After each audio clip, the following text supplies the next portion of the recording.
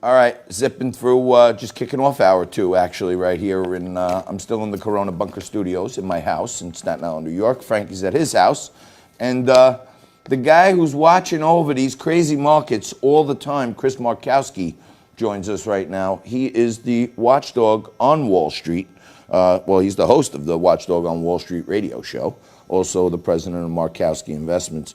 Chris, what a day to have you on. The market's down, 1,500 and looking like there's going to be more blood let by the end of the day. What's happening here? Who knows where it's going to be at the end of the day? But, John, we were due.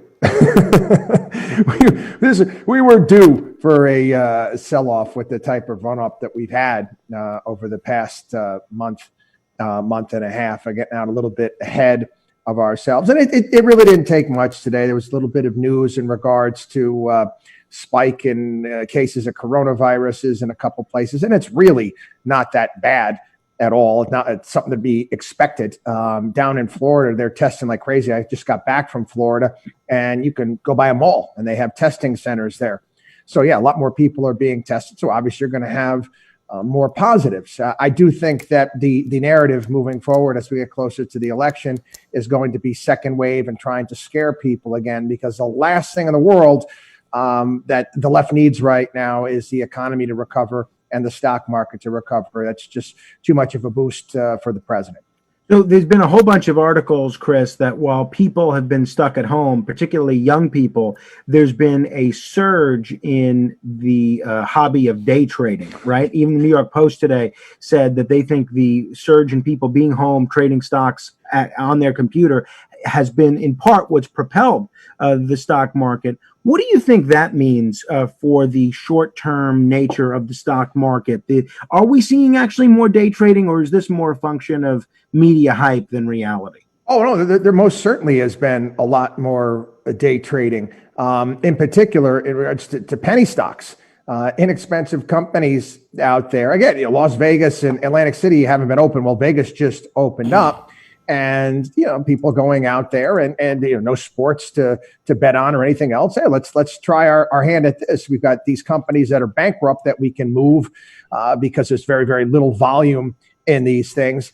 And a lot of these guys are spiking the football, thinking that they're the greatest gurus out there. I keep thinking of Quint from Jaws, where he's singing farewell and adieu, because these people, they're going to get their heads ripped off eventually, and it's okay. It's a lesson learned. It's not like that they're investing with a lot of money. It was interesting. There was a really misleading piece. I don't know, it was in CNBC or the Wall Street. I think it was CNBC, talking about how these stocks have gone up by 80% in comparison to some of the tech stocks that have gone up by 5%.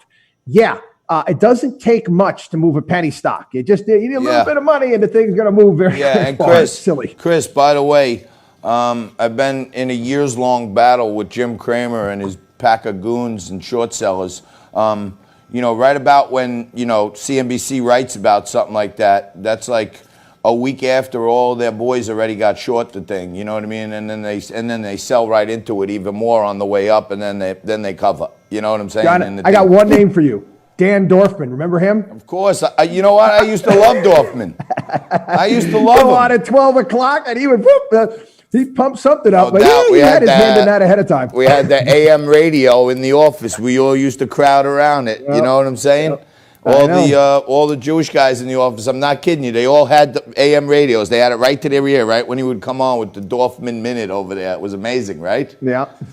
Chris, but let's say you are maybe not a day trader, but you're more a short-term investor. You're not looking to keep your money in the market for 6 months, 10 months, a year, 5 years.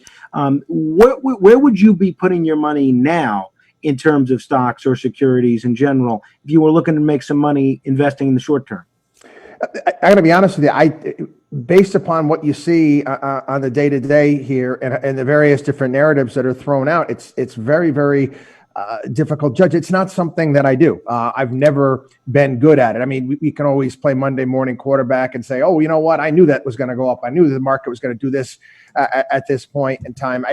I don't ever engage in anything like that, nor do I get my clients engaged in anything like that. I am a pure fundamental long-term investor. That's what works. It's more of I'm a boring, slow and steady wins the race type of a guy.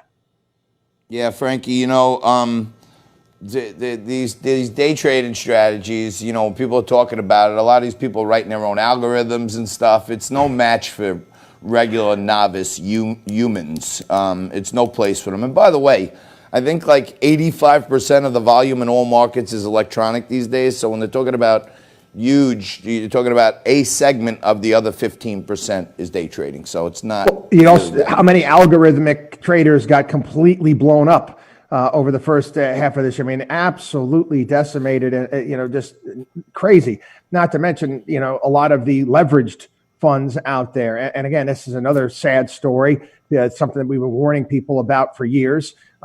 People looking to play catch up. They weren't prudent enough through their entire lives. And hey, I don't care. I'm going to retire anyway.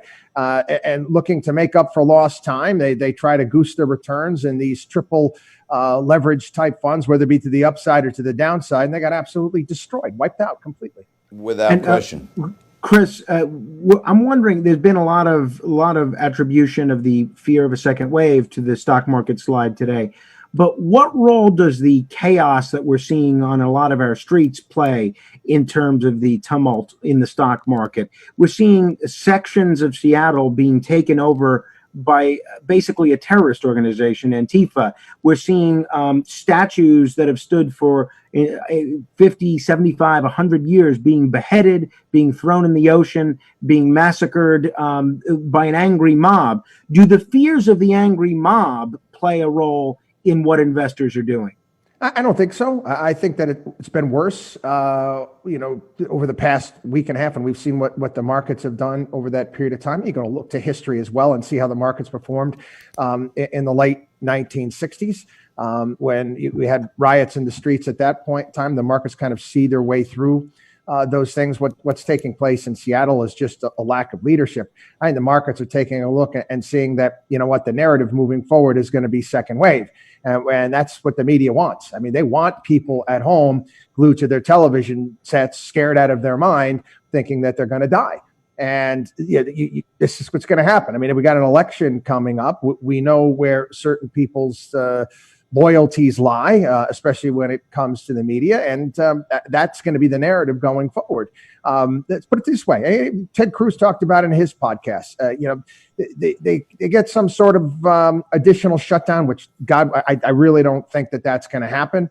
Or they push the idea that there's a major second wave that's out there and the markets don't recover. It's going to be very, very difficult for the president to win in November. Well, Chris, thank you for those insights. Really appreciate it. As you know, I've been trying to play it from the short side for a bit here, and I'm with you. I don't think short-term investors should be playing around with the market in any way, shape, or form right now because it's volatile. And stay away from leveraged products also. They're not good for you. All right, we got to leave it there. Chris, thanks so much for joining us. Chris Markowski is the host of the Watchdog on Wall Street radio show, president of Markowski Investments. Cool cat, great friend of the show. Thanks, bro. Thank you so much.